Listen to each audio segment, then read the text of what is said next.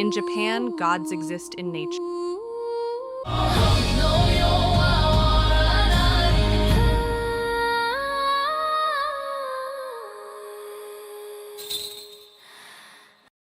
More than 300 years have passed since the Akko incident.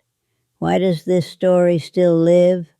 Why do people continue to visit the graves of the 47? From a modern legal perspective, their actions were criminal.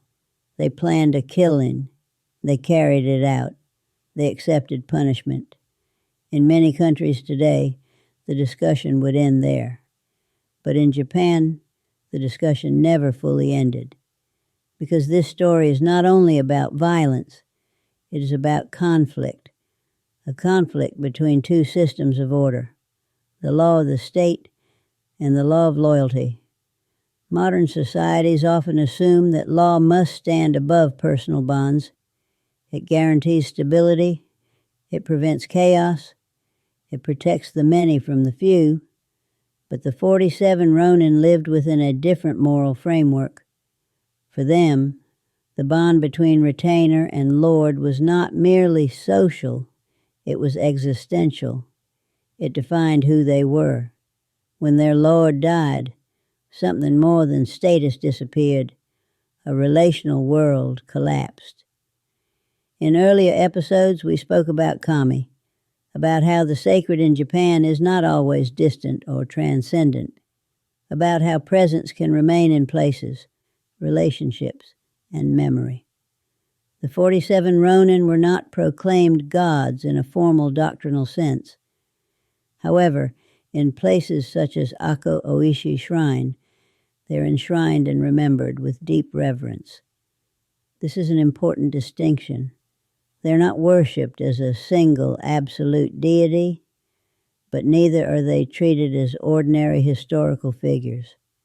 Their presence exists somewhere in between, as lives that came to embody values felt to be enduring. Not because they were perfect, not because violence was celebrated, but because their actions expressed something many people recognize deeply: unbroken loyalty, endurance, self-sacrifice. In Western narratives, heroes often survive. In this story, the men completed their duty and then accepted death. No escape, no rejection of judgment, only completion. This acceptance transformed the event. It turned revenge into something closer to moral testimony. Their deaths became part of the meaning. Some argue this story encourages dangerous obedience. Others believe it preserves a sense of integrity that modern life has weakened. The debate continues, and perhaps it should, because the power of this story is not that it gives answers.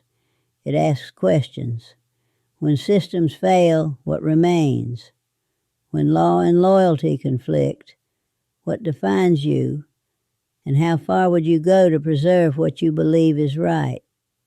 The 47 Ronin matter not because they belong to the past, but because they reveal a tension that still exists today between individual judgment and collective belonging, between legal order and moral obligation. In Japan, history is rarely just history. It is memory. It is moral landscape. It is living continuity.